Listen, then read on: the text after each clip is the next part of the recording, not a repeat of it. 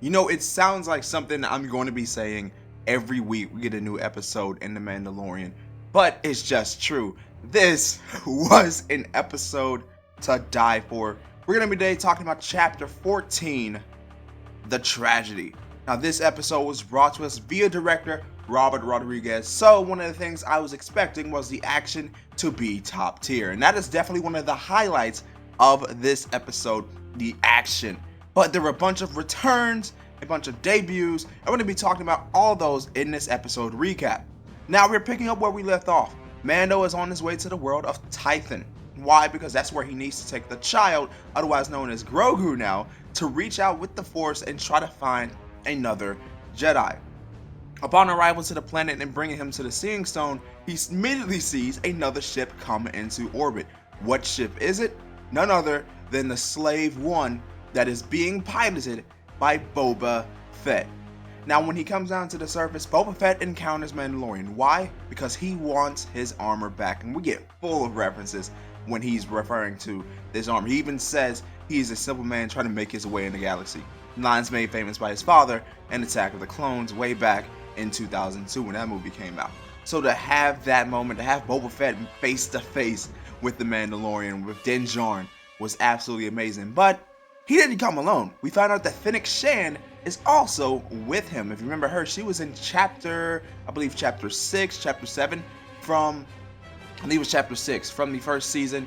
We see her, we thought she was dead, but Boba Fett managed to save her. And in fact, she might be an android or a synthoid to some person. When she opened her stomach, opened a wrap around her chest, you see that it's completely mechanized. So she might be an android or cyborg of some sort, some sort rather, that Boba Fett reactivated, and now Fennec Shand is in Boba's debt. She basically owes her life to him.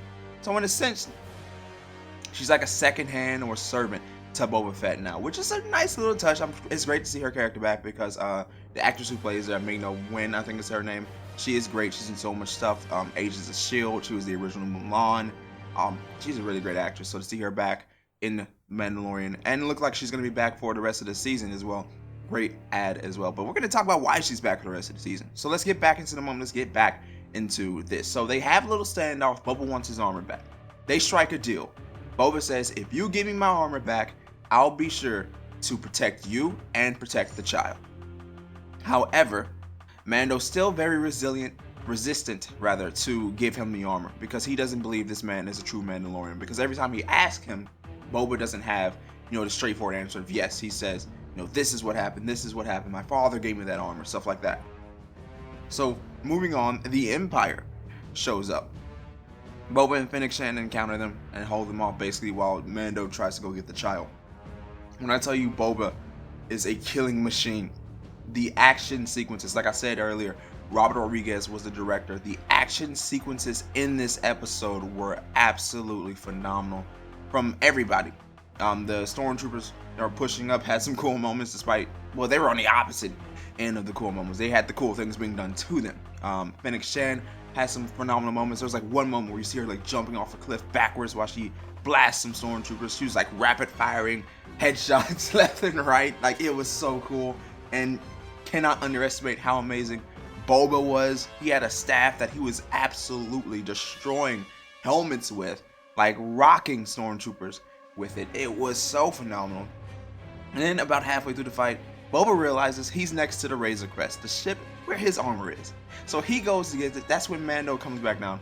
This whole time, Mando is trying to get the child off the planet, but he has started this ritual. He is called out to a Jedi. That is the key thing here to remember. He has done whatever he had to do.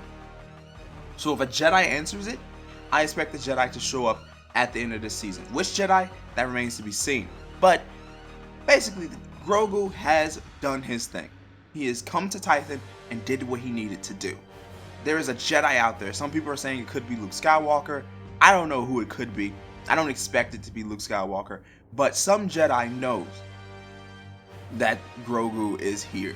It could be a Jedi that looked after him during the old days on the Jedi Temple. He's like, oh my god, Grogu's still alive. Let me go get him. Stuff like that. But this is very critical when I talk about what this implicates for the future towards the end of this particular video. So Boba gets his armor back, and they all have a standoff against the Empire. And let me tell you, so satisfying to see this new look on Boba. It wasn't the old look, with the pants and everything, right? He had like a whole new look, but just put his armor on top of it. And let me just say, if there's ever a time that you want a random update to Battlefront 2, can this be the time to get that new Boba Fett look? That look, so cool. It's just really awesome to be able to say new things about Boba Fett finally, And we got it. We finally got it in this episode.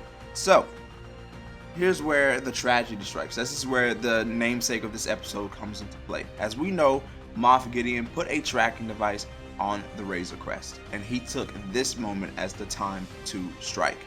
He sent his forces down to the surface below, which also I want to note, the landing craft carriers, I think this is again showing the blend between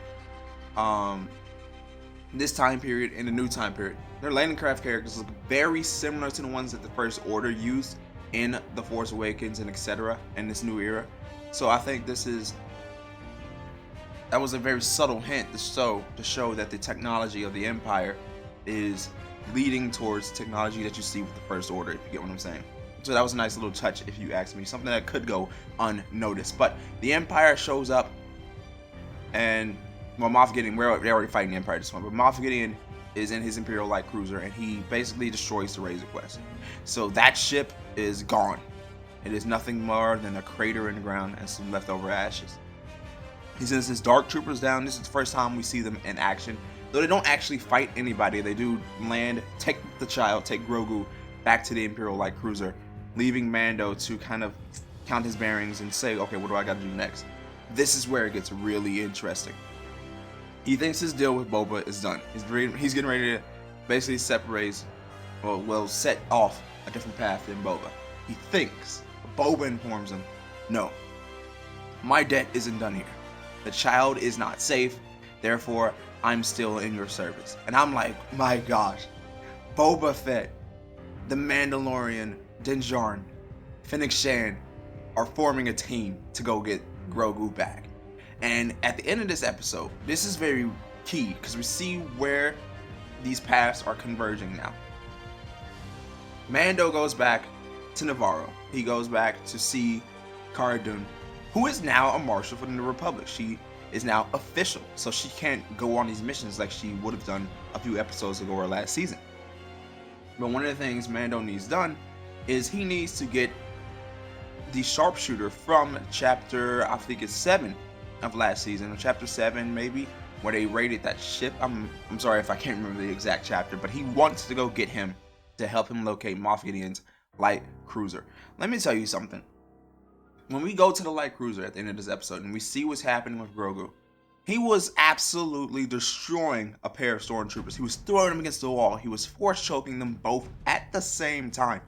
That's immense power.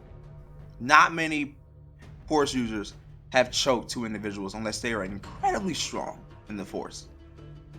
So this is something to keep an eye on, as Moff Gideon showed him the Darksaber as well, and it was very clear he knows what a lightsaber looks like because he was reaching for it. And it wasn't just, the child's innocence. It seemed like something he was actively reaching for. But beyond that, we have a huge situation to deal with here. Moff Gideon has Grogu. Mando is building possibly the strongest alliance he's ever going to need to get the child back. And like I said, this is leading to something, and there will be a Jedi. Fully expect that, because as I said, Grogu did what he was supposed to do on Tython. He meditated, he rested, he did this calling out to the Force in a sense. So a Jedi knows he's out there. Just a question of who. Is it Luke Skywalker? Is it Ezra Bridger? Is it Cal Kestis? Is it even Mace Windu, as some people are assuming? Could Ahsoka come back? It's things like that. There is going to be a Jedi at the end of this season. Do I expect the Jedi to fight Moff Gideon? No, because why? Mando still has his Beskar staff. And we saw that Beskar staff can withstand a lightsaber. And not just, on a simple measure. It can go head to head with one, as we saw. It was the same staff that the Magistrate fought Ahsoka with in her episode. So this is leading to a huge confrontation down the line. We have about 2 chapters left in the season, I believe, as well. 2 or 3 chapters, so we're gonna be moving very fast towards the ending of this episode, of this season rather. So you gotta really buckle in, because you're gonna be on the edge of your seat a lot. I know I was on the edge of my seat this entire episode, so I can only imagine what these last few will be like. Well, that is going to be the gist of this recap. As you saw throughout the episode, I put key points about what we know from chapter 14, The Tragedy. It was absolutely insane, and I cannot wait for the next chapter. But tell me your opinions about it all in the comment section down below. What were other things you noticed about this episode? Like, oh, I almost forgot to say, we got a new stormtrooper type, the Imperial Bond Squad stormtrooper, who was straight up working a mortar. They look like the Imperial versions of the Bond Squad clones from the Clone Wars show, so that was a really nice touch as well. But what other things did you notice, and what do you expect to see? What do you think about Boba Fett joining forces with Mandalorian to help him get the child? What do you think about what's going on with the child, with Grogu? Or more importantly, who is the Jedi that you expect to see come back and bring the child to the Force, or bring him back to the Jedi Order? Do you expect Luke Skywalker? Do you expect Ezra Bridger, Cal Kestis? Who are you looking to see find Grogu? And that's going to be about it for this. If you enjoyed the video, be sure to hit that like button and subscribe if you haven't already. Ring the bell to get notified about every upload here on the channel. And until the next time, may the force of others be with you.